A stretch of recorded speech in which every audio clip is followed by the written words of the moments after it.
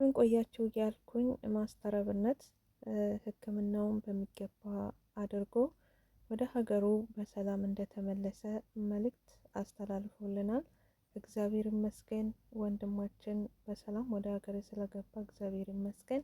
አሁንም ደግሞ ቸሩ መድኃኔዓለም ሁሌ የምትጠራ አምላክ እግዚአብሔር እሱ ጨርሶ ይማርህ። ወደፊትም እዚህም የበለጠ ተሽሎክ ወደ ቀድሞ ስራ እንድትመለስ እግዚአብሔር አምላክ ፍቃዱ ይሁንልህ። እኔን የገረመኝ ግን በእውነት በጣም ደንግጬው ነበር። የሆነ ፎቶ ሚዲያ ላይ አይታችሁ ይሆናል።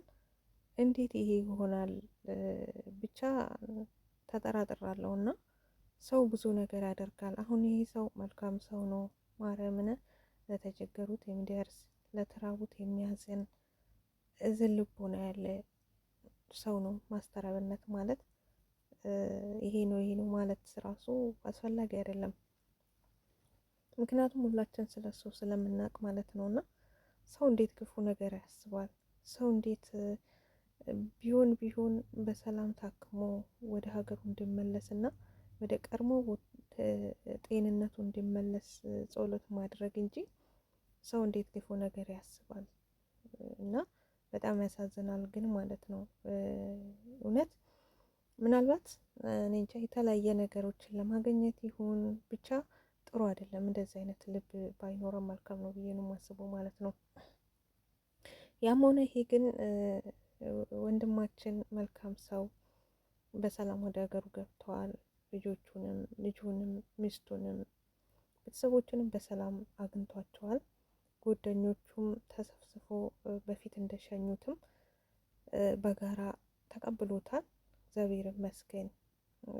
ይህን ድምፁ ስለሰማን ፊቱን ስላየን ማስተር እግዚአብሔር አምላክ ጨርሶ ይማርህ ነው ምለው። አሁንም ወደፊትም ደግሞ ከዚህም የበለጠ ተሽሎክ ወደ ጤንነት ተመልሰ በሙሉ ደስታና በሙሉ አቅም ወደ ስራ እንድትመለስ ፈጣሪ አሁንም ይርዳህ።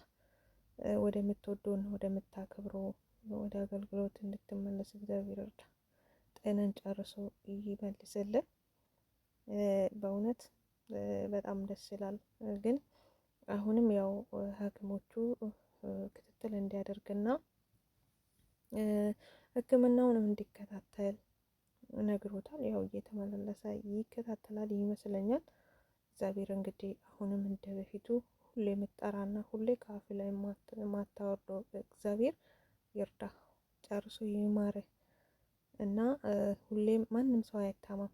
ማርያም ማንም ሰው ማለት ነው። ማንም ጠላታችሁ እንኳን ቢሆን ህመም ለሰው ልጆች አስፈላጊ አይደለም። ህመም በጣም ከባድ ነው እና ማስተርዬ ደግሞ ምናልባት እንክብካቤ ያስፈልጋል ብዬ አስባለሁ። እኔ አሁንም ቢሆን ማለት ነው። ባለቤቱ ትንከባከበዋለች፣ በደንብ ትይዛለች ብዬ አስባለሁ።